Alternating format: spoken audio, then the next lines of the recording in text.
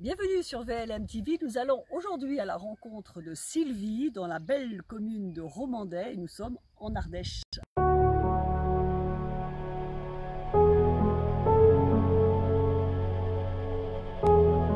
Sylvie, merci de nous recevoir et partager donc ton expérience avec nous tous. Oui, donc je m'appelle Sylvie, comme tu viens de le dire. J'ai 40 ans et j'habite l'Ardèche. Quel âge avais-tu quand tu as eu ton mélanome? J'ai eu mon premier mélanome, j'avais 37 ans. Il se situait où? Scapulaire gauche, donc derrière l'épaule, dans le dos. Qu'est-ce qui t'a alerté? Et tout simple, c'est un jour j'ai passé ma main dans le dos parce que c'est vrai que le dos on ne se le regarde pas toujours. Et donc j'ai senti quelque chose d'assez gros et donc je me suis regardée dans la glace et j'ai vu comme une boule noire, voilà, un gros point noir, et j'ai eu très peur. Donc c'était en novembre 2017 et en fait donc là dans ma tête je me suis dit alerte mélanome parce qu'en fait quand j'allais chez dermatologue, il y avait beaucoup d'affiches à l'époque où c'était mélanome, faites attention mélanome. On ne dit pas cancer de la peau, on dit mélanome. Et c'est vrai que les gens, mélanome, voilà. Donc du coup, moi j'ai tout de suite pensé à un mélanome. Donc j'ai de suite consulté un médecin traitant, qui n'était pas le mien parce que il était en congé. Et il m'a dit qu'il ne fallait pas que je m'inquiète. Et la dermatologue m'a dit, écoutez, je suis désolée, je ne prends plus de nouveaux patients. J'ai rappelé le secrétariat. Non, c'est pas possible. Donc je suis restée avec ce mélanome quelques mois, quelques semaines. Il a commencé à se transformer, à grossir, à noircir, à blanchir. Mai 2018, il commençait vraiment à devenir pas beau. Et donc là, je crois que j'ai même téléphoné à un médecin qui m'a dit allez voir votre dermato. Et donc juin 2018, il commence à saigner. Donc je tachais mes vêtements. Il commence à me faire mal.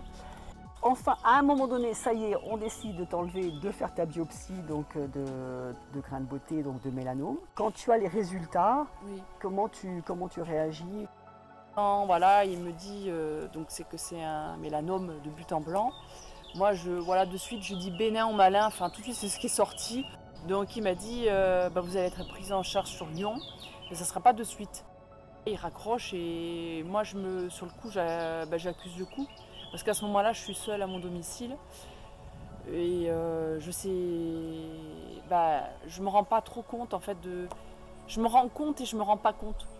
Pour moi, comme il m'a dit que je n'allais pas être prise en charge de suite, je me suis dit c'est pas grave. Je savais pas la taille encore, je savais rien du tout. Hein.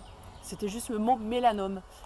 Et quand la secrétaire me rappelle 2 heures après, vous avez rendez-vous sur Lyon le 10 jours après. J'arrive et de suite, je vois oncologie. Donc moi, je me suis dit, t'es pas dans le bon service. Donc je vais voir la secrétaire, je lui dis, excusez-moi, je pense que je suis pas dans le bon service, c'est marqué oncologie. Si, vous êtes bien là. Et là, boum. Et donc j'ai pleuré, pas pour forcément l'anesthésie générale, c'était un tout. Parce qu'il fallait passer des examens dont on ne connaît pas les noms. Après on comprend, mais quand on ne sait pas, il y a la rapidité d'action, il faut voilà. Et tout ça vient vous heurter dans une vie tranquille. Enfin, vous êtes bien, et là tout d'un coup tout bascule. Est-ce qu'il y a des éléments qui peuvent peut-être être à l'origine de ce développement? Oui, je m'exposais et moi je croyais pas aux protections solaires. Donc si des fois on s'achetait une protection solaire et on s'en mettait un petit peu comme ça, et puis qu'est-ce qu'on faisait? On se mettait en plein soleil quoi. Qu'est-ce qui a changé aujourd'hui dans ton comportement? Tout. Le premier été, j'étais limite parano. Vis-à-vis de ma santé, je me suis rendu compte que finalement on pouvait mourir, oui, à n'importe quel âge. Vis-à-vis des autres, forcément, j'ai disons moins de patience. Une fois, il y avait 2 dames en plein soleil. Je me suis retenue. Qu'est-ce que tu auras envie de dire aux gens?